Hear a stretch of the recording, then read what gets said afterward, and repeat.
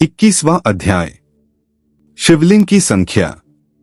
ऋषि बोले, हे महाभाग सूत जी, हे व्यास शिष्य, आपने जो यह भली प्रकार से पार्थिव लिंग का अर्चन कहा है, इसके लिए आपको हमारा नमस्कार है।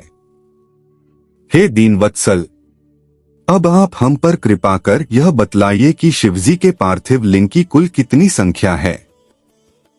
सूत जी बोले, हे ऋषियों, पार्थिव लिंगों की संख्या कामना के अनुसार कही गई है।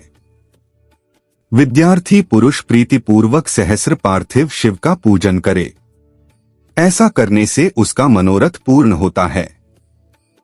धन का इच्छुक 500, पुत्र का इच्छुक 1500 तथा वस्त्र का चाहने वाला 500 पार्थिव लिंग को बनाकर पूजे। मोक्ष का इच्छुक 1 करोड़, भूमि का इच्छुक 1 सहस्र, दया का इच्छुक 3 सहस्र, तीर्थ की कामना वाला 2 सहस्र तथा इसी प्रकार जिसकी जैसी कामना हो उसके अनुसार वैदिक विधि से उतनी उतनी संख्या में पार्थिव लिंग की पूजा करे।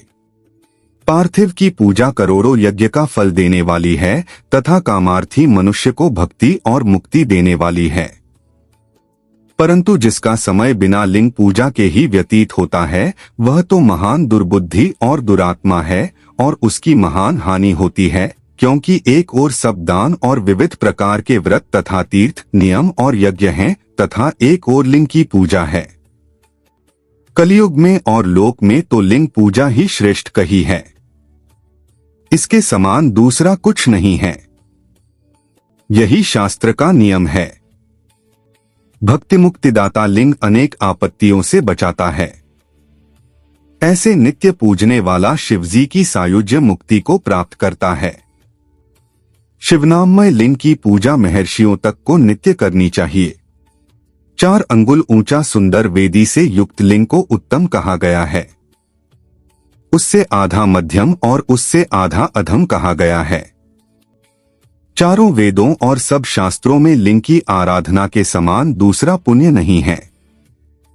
विद्वान को उचित है कि वह सब कर्मजालों को छोड़कर नित्य एक लिंग की ही पूजा करे, क्योंकि लिंग का अर्चन करने से संपूर्ण स्थावर जंगम जगत पूजित हो जाता है। संसार से तरने का इससे सुंदर उपाय दूसरा नहीं है। ब्राह्मण, क्षत्रिय, वैश्य, स्त्री तथा अन्य सभी जातियों को शिवलिंग की पूजा करने का अधिकार है। द्विजों को वैदिक मार्ग से पूजा करनी चाहिए, अन्य मार्ग से नहीं। और दधीची, गौतम आदि ब्राह्मणों के शाप से दृष्टचित्त वालों एवं उनके वंशजों को जिनकी वैदिक कर्म में श्रद्धा नहीं है, जो वेदस्मृति के कर्म का अनादर कर दूसरे कर्म का आचरण करते हैं, उनके संकल्प नहीं प्राप्त होते। उन्हें चाहिए कि वे उसी स्थान पर त्रिजन्मयी अधमूर्ति का पूजन करें। पृथ्वी, जल, अग्नि, वायु, आकाश, सूर्य, चंद्रमा और यजमान, ये 8 मूर्ति पूज्य हैं। शर्व, भव, रुद्र, उग्र, भीम, ईश्वर, महादेव, पशुपति, इनका मूर्ति द्वारा पूजन करें। देव कर्म को रात्रि में सर्वदा उत्तराभिमुख होकर करें। इसी प्रकार पवित्रता से युक्त हो उत्तर की ओर मुख करके शिवजी का पूजन करें। शिवजी के आगे पूर्व को न बैठें और शक्ति सहित दक्षिण को न बैठें और न ही पश्चिम को बैठें, किंतु उत्तर को ही बैठें।